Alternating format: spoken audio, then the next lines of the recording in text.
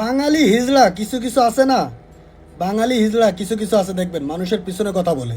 আর হিজড়াদের সাথে কেউ গন্ডগোল করতে চায় না, কিসের জন্য জানেন? কারণ হিজড়াদের সাথে গন্ডগোল করলে কেউ জিততে পারবে না। ঠিক তেমনই বাংলাদেশে সাকিব আল হাসান যদি প্রথম বলে 6 মারে, সবাই হাততালি দেয়।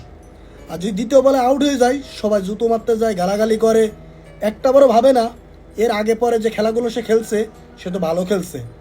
বাইসেন তো কিছু একটা হইতেই পারে, তার জন্য তাকে খারাপ বলা লাগবে? অনলাইনে আজ পর্যন্ত এমন কোনো লোক দেখি নাই যে তারে আমরা গালাগালি করি না, যদি তার একটু রং পাই। কিন্তু সে যে আজীবন ভালো কিছু করছে এটা আমরা ভুলে যাই, কারণ আমরা তো হিজড়া। কিছু কিছু আছে না হিজড়া, বুঝছেন?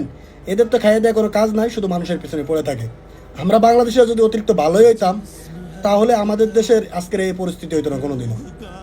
আরেকটা কথা ভাই, আমার গলায় যে চেনগুলো আমি আগে পরতাম না, 4টা চেন আর 5টা আংটি, আর এতে একটা বড় আংটি ছিল 6টা, আর এতে বড় একটা ব্রেসলেট ছিল, এগুলো সব আমি পরা বাদ দিছি। আর এগুলো সবই স্বর্ণের, ওকে? শুধু আপনাদের কথা শুনে এই আংটিগুলো স্বর্ণগুলো পরা বাদ দিয়ে দিছি অলরেডি। একটা কথা কি জানেন, ওই স্বর্ণগুলোর দাম কত জানেন? কম করে হলেও প্রায় 90,000 রিঙ্গিটের ওপরে। আর এইগুলা কিনা সবই টাকা দিয়া, কোনো সিটি গোল্ডের না। আমার ভিডিওগুলো আপনারা টিকটক আইডিতে ঢুকলে বুঝতে পারবেন। আমি প্রত্যেকটা স্বর্ণ কেনার সময় ভিডিও বানাইছি টাকা দেওয়ার সময়। আরেকটা কথা বলি ভাই, কোটি টাকা আমি ইনকাম করছি কিনা সেটা আমি ভালো করে জানি। আর আপনার যদি পার্সোনালি জানার ইচ্ছা থাকে, একদিন কম দেশে দেখা করেন, পিনেং কমতা গাঁও মার্কেটের সামনে পানের দোকানে এসে লেকচার দিতেছি না ভাই। কাজ করছি মালয়েশিয়ায় আজকের 11 বছর, ভোর 4টার থেকে রাত 12টা পর্যন্ত কাম করছি আমি দীপু। ঈদের দিন পর্যন্ত নামাজ পড়ে কাজে গেছি আমি দীপু। এই যে বুকে হাত রেখে করতেছি, কোনোদিন কার কাছ থেকে একটা মেরে খাই নাই।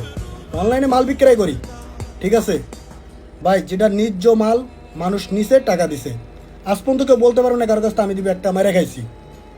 আপনারা যেই টাকাগুলো বন্ধু বান্ধবের পিছনে নষ্ট করেন, সেই টাকাগুলো আমি অসহায় মানুষকে দিয়ে সাহায্য করি।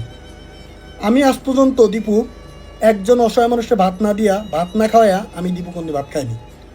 আমি এমন কোনো দিন নাই যে একজন ফকিরের ভাত না দিয়ে আমি ভাত খাইনি, আমি সেই দীপু, বুঝছেন? আর একটা কথা বলি ভাই, যারা গালাগালি করছেন না আমার আইডিতে, আমি সবাইরে ব্লক মেরে রেখে দিছি। কিসের জন্য জানেন? কারণ ভাই আপনি আমার লেভেলের না, আপনি আমার লেভেলের না।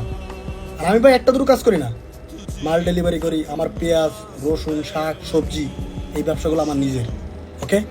হয়তো বা আপনারা দেখেন নাই, কারোর সম্পর্কে কেউ না যায় না। আপনারা যেভাবে মন্তব্য করেন, আপনারা প্রকৃত একদম হিজড়া, তাছাড়া কিচ্ছু না। এবার লোকের নিয়ে এত সমালোচনা করা দরকার আছে? আপনি নিজে কারো কি বাল ছেড়ছেন, হ্যাঁ?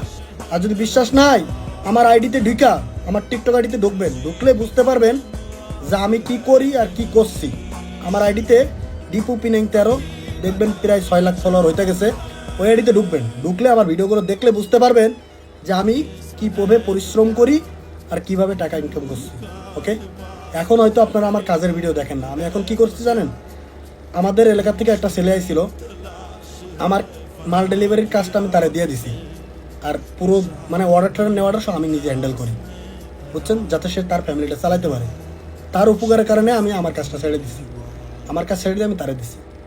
তা ভাই, একজনের সম্পর্কে না যাই না না বুঝা আপনারা যেভাবে মন্তব্য করেন, ভাই অবাক, আমি অবাক। তাই তো কইলাম, পিছনে কথা বলার দরকার নাই, আমার এলাকায় নিয়ে গিয়ে খোঁজ দেখেন। আর যদি আপনার জানার দরকার হয় যে দীপুর ব্যাংকে কোটি টাকা আছে কি না নেই, সরাসরি এসে দেখা করেন। অহংকার করতেছি না, বুকে সাহস রেখা কইতাছি, কারণ হালাল টাকা ইনকাম করছি, বুকে সাহস আছে বলে বলতেছি। যদি হারামটা ইনকাম করতাম না, তাহলে চুপচাপ থাকতাম। যদি প্রকৃত ভালো মানুষ হন তাহলে বুঝবেন, আর হিজড়া হইলে বোলাক খাইবেন নিশ্চিত।